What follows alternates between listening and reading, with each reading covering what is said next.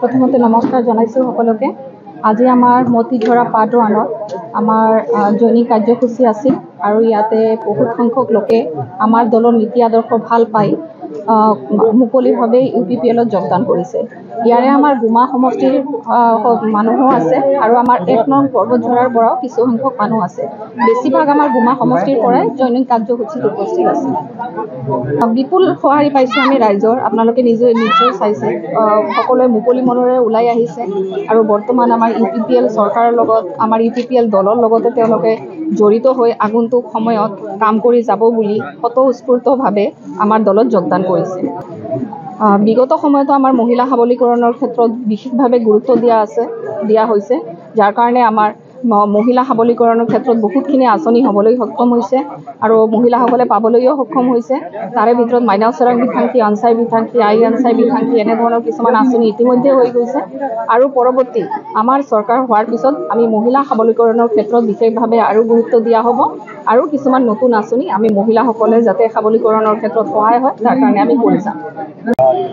বহুত ভাল লাগিছে যে আমাৰ গুমা সমষ্টি আৰু পৰ্বতঝৰা সমষ্টি এটা বৰ্ডাৰ এৰিয়াত আমি আছোঁ। মতিঝৰা পাৰ্ট 1 ইয়াত আমাৰ গুমা সমষ্টিৰ পৰাও আৰু পৰ্বতঝৰা সমষ্টিৰ পৰাও বহুত কেইজন আমাৰ UPPL দলক সমৰ্থন জনোৱা তেখেতসকলে বিভিন্ন আগত বিভিন্ন ৰাজনৈতিক দলত আছিলে, বিভিন্ন দল সংগঠনত তেখেতসকলে আছিলে, কিন্তু আমাৰ লোকাল এজন নেতা মৃত্যুঞ্জয় বাস্কে ডাঙৰীয়াৰ নেতৃত্বত আমাৰ ইয়াত যি দলীয় কৰ্মকৰ্তাসকল আছে UPPL দলত অলৰেডি যোগদান কৰিছে, তেখেতসকলৰ নেতৃত্বত ইয়াত প্ৰায় 214 জনমান তেখেতসকলে আজি ইয়াত যোগদান কাৰ্যসূচীত আজি ইয়াত উপস্থিত হৈছে আৰু ৰাইজেও উপস্থিত হৈছে।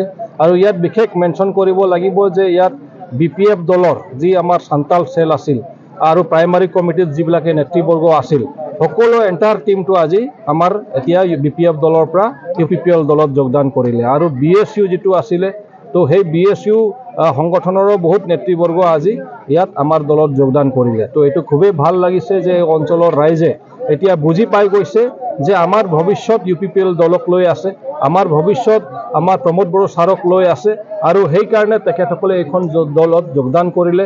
বহুত ইয়াত আমাৰ চাওতাল মানুহ, আমাৰ গোৰ্খা মানুহ ইয়াত বহুত ধৰণৰ তেখেতসকলে বহুত পিছ পৰি মানে থাকিছিল। বহুত ধৰণৰ ইয়াত আমি যদি এৰিয়াটো চাওঁ, বাৰ্ডবিলাক চাওঁ, এতিয়াও পিছ পৰি আছে।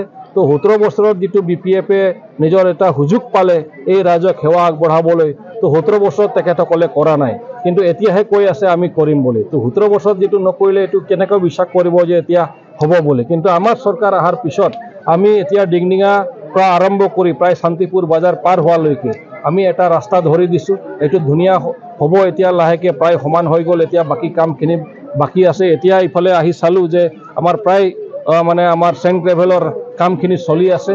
তো নিশ্চিতভাৱে আমাৰ ৰাইজৰ প্ৰতি যিটো সেৱা আগবঢ়াব লাগে, আমাৰ ফালৰ পৰা পূৰা আমি চেষ্টা কৰি আছোঁ। স্কিম আকাৰে হওক, ব্যক্তিগত হিচাপেও হওক, আমি ৰাইজক সহায় কৰিবলৈ প্ৰয়াস কৰি আছোঁ, যত্ন কৰি আছোঁ।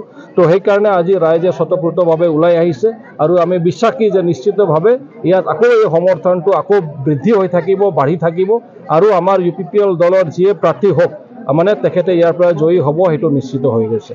ধন্যবাদ। এইটো আমাৰ হাইকমাণ্ডৰ কথা, তেখেতসকলে আলোচনা কৰিব, আলোচনা বিলোচনা কৰি তেখেতসকলে যিটো ভাল ভাবে। আমাৰ এটাই লক্ষ্য আৰু উদ্দেশ্য যে আমাৰ 35 লক্ষ জনসাধাৰণক সেৱা আগবঢ়াব লাগে। সেইটোৰ কাৰণে কাৰোবাৰ লগত মিত্ৰতা কৰিব লাগে, কাৰোবাৰ লগত কৰিব নালাগে, সেইটো আমাৰ হাইকমাণ্ডে ভালকৈ বুজি পায়, তেখেতসকলে সিদ্ধান্ত ল'ব। যিকোনো খবৰৰ বাবে যোগাযোগ কৰক 7099017330 লগতে 7099017110 নম্বৰত।